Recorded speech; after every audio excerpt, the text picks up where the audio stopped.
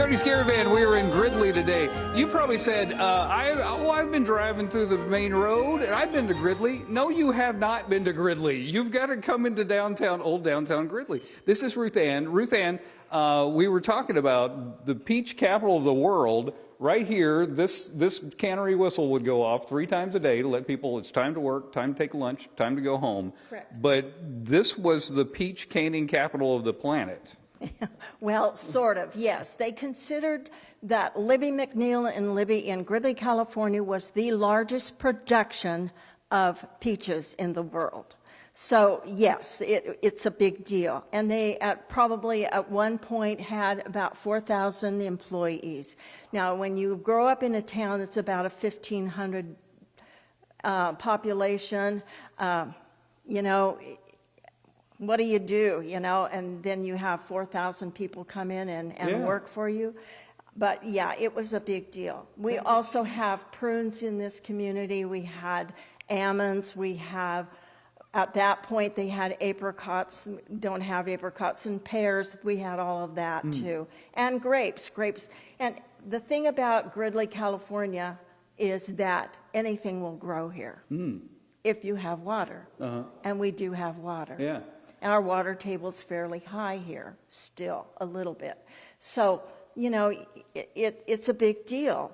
And so when it left, of course, it's left a big hole in our hearts as well as the town. Yeah, what a history. That picture right there with everybody standing in front, it's incredible. It's incredible. It is incredible. That was taken about in the top one was probably done in the 30s, and the one underneath is probably about the 40s, 45, around in there. We probably should go over here and talk to a young man that worked over there. Hey, Mike, so you worked at the plant for a little bit. Yes, I had 3 summers that I spent while I was just starting college, of course, having to earn our own money to go.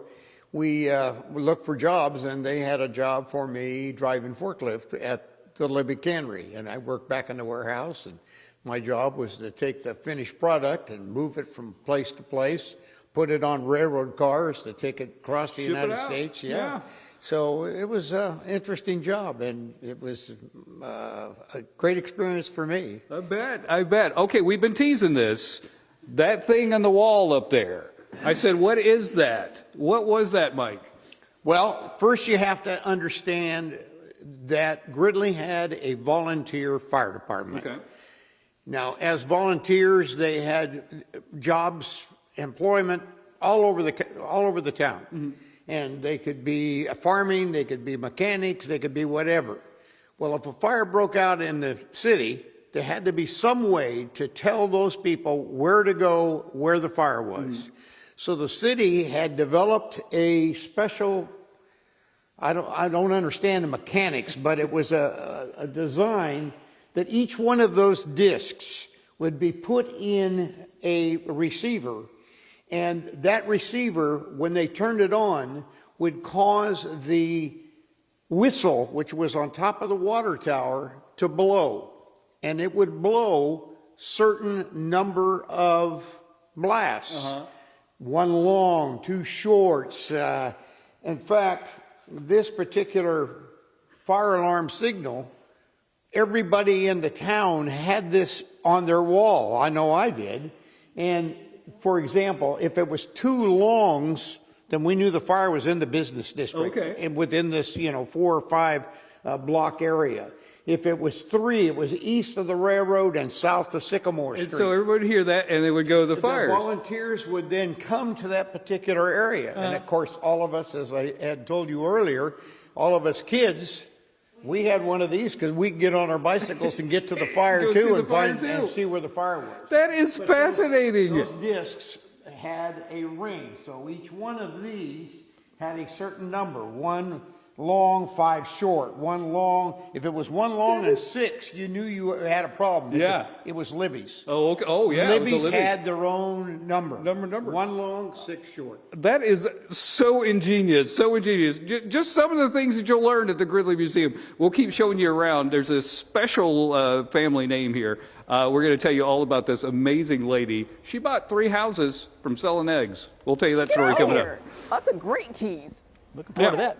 Thanks, Code. Thank you, Yep. Code. Cody's Caravan, we are in Gridley today, so we got to meet Mr. Gridley, what this was named after. He did not found the town, though. No, he did not. It was named after him after he had gotten here with some sheep. He needed to, it's an interesting story because he decided that he would go back to Galena, Illinois and bring out some sheep because of all the flat land here. And he got here with none of them because he didn't know where the watering holes were. So later on, he got some more money, went back and got some more sheep, finally got here with some. But he coerced the railroad, the California-Oregon Railroad, to put in a station so that he could ship wool and his oak wood out of here. And so when he did that, he was the first person to ship it out of here, and the railroad said, well, Mr. Gridley, you have the opportunity to name this town. And he said, well, let's call it Gridley. There you go. There you go. So he did not found the town, but it is named after him, and he was quite a handsome man. He was a handsome cat. Yeah, and his wife was a little tiny thing. I think she wore a size 4 shoe, and she joined her husband coming through on a mule, crossing the Isthmus of the Panama with her son and her sister. I can't even imagine. No, that sounds terrible, terrible.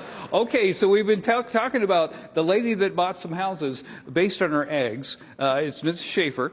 Grove, let's talk about Melinda Schaefer. Who was this lady? Well, this lady was quite amazing. She was born in Marysville, and her name was Melinda Allman. And she took the same job and followed the profession of her mother, who was a milliner. And most people that come in here, and I tell them they were milliners, at least all the kids, they have no idea what that is. I didn't know. But it was, but it's hat makers. And in her time, fancy hats were in, and they were very expensive. There's a picture here with her husband, and she's wearing one of her hats. She remembered when she was a young girl going with her mom to San Francisco, which was a big thing in those days, and they would buy lace and ribbon and tulle and feathers for these magnificent hats that she had.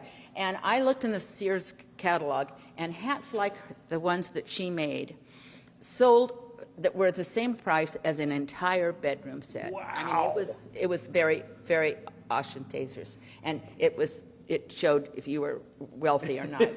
They're wrapping me up, but we've got to tell them about the eggs. She was a doer. She had raised eggs. Like, he just had all kinds of different things, and he had different things that he raised. She had chickens, and with her egg money, she built 3 houses in town on Hazel Street, right down here, and they're still there.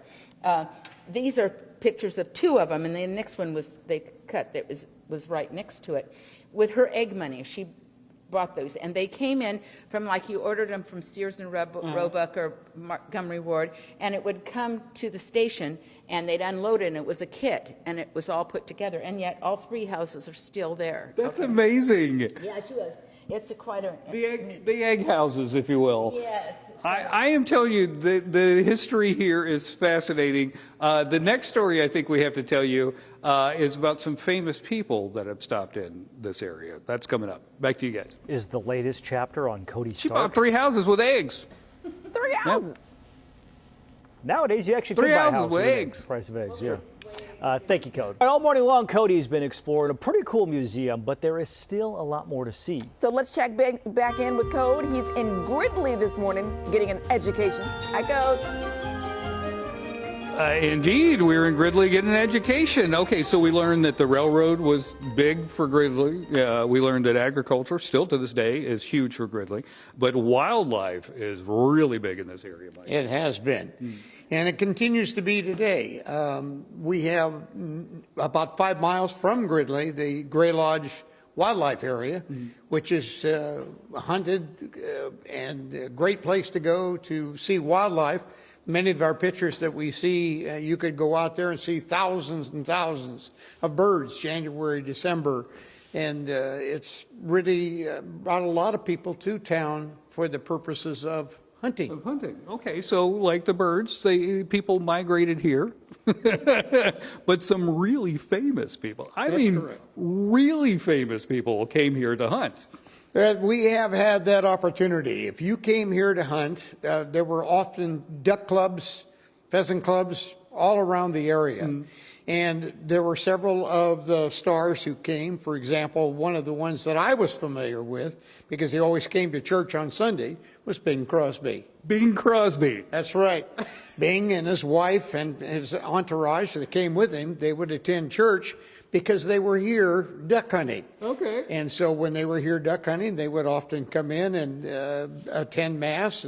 And so we have a few pictures of Bing with Kurt Gowdy and the guy who was the manager of the wildlife refuge out there. And so they all got together with John Cowan. And so often, you know, it was very common to see them in the area. That is fantastic. Also, a lot of pressure when you're singing hymns and Bing Crosby sitting right next to you. That's You know exactly what I'm saying? right. You know, and there's a little side story about Bing. At that particular time, we were also building a new parish hall, which were a lot of Beale Air Force Base barracks that had been put together. And Bing Crosby asked the priest, how much do you owe on those buildings that you got across for the remodeling and everything? And whatever the figure was, the priest told him, and Bing Crosby wrote out a check Oh, and gave him really? the check. So. That is fascinating. Okay, some other famous people. You got Joe DiMaggio right there. Yes, yeah, Joe DiMaggio sitting with Charlie Matthews. There's a duck club just outside of Gridley, between Gridley and Marysville, which is called the Flamingo. And at that duck club, they have had many people hosted over the time. The gentleman up right there above on the the left-hand side, top left, second row, that's Dutch Bremer, Frank Bremer, and he was a member of the Flamingo Duck Club. And so they would often invite various stars who were in the area hunting to come to the Duck Club. And as you can see, Roy Rogers, Dale Evans, Gene Autry, they are all there, all hunting. That is amazing. That is amazing. That's some good name dropping, fella. That is some good name dropping. Okay, we got one more thing to show you. When you come to the museum, it's not just inside. They can also take you on a tour outside. So we're going to show you, it was the first school? First elementary school, and what it is today. Oh, yeah, it's pretty cool. neat. All right, back to you guys in the studio. I told you so the biggest names in entertainment were here. Ha! Name dropping. That is awesome. Thanks, Bing Code. Crosby, come on. Bing. Thank you, Code. We can learn about the town of Gridley at a building that has been standing for more than a century. Cody got a quick history lesson this morning.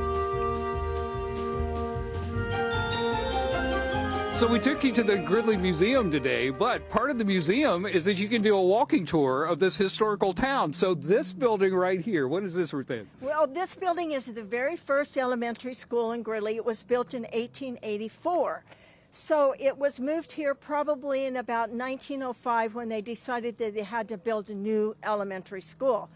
But it's just been recently made into 4 apartments. But the structure underneath is still the same. And if you can even see this portion of the building, it's the same building. Yes.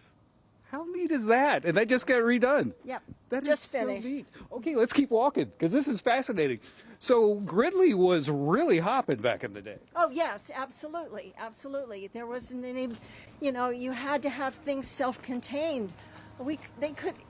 Going to Marysville was a long trip. Oh, It was yeah. a day trip.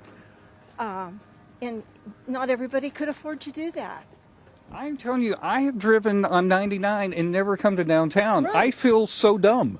This No, is you're not so dumb. cute down here. It is so It cute. is. And then this building right here was built in 1929. It was the old J.C. Penney store. It is now called Brooks Armoire. And they do an amazing business here. They're not open yet this morning. But people come here all the time. They have really quality clothes. And if you'll notice the name of in the tile here, in the mosaic, it's the J.C. Penney Company. And this store was so fun. It had a pneumatic where you could put your money in the little cylinder and it would shoot upstairs, and the cashier up there would shoot down the change. It was real fun. It was real fun. I wonder why they just didn't put it on the first floor. I don't know. I don't know. 'Cause they Because, could. because they probably couldn't trust people to make change. Oh, I don't yeah, know. That's a good point. That's an excellent point. I don't know. What a neat town. Okay, so when is the museum open so The people can museum visit? is open on Tuesdays through Friday from 11 to 3. And on the first Saturday of the month, it's open from 11 to 3. We can also make special tours. Just need to call us. We'll give you a tour. It is fantastic. Thank you so much for taking us on a tour. I am fascinated by the history of this town, and we just got into a sliver of it. It is so interesting. All right, that's Gridley. Back to you guys in the studio. We're going to keep walking. Just keep walking. Just keep walking. It's like a field trip. I love it. Thanks, Code.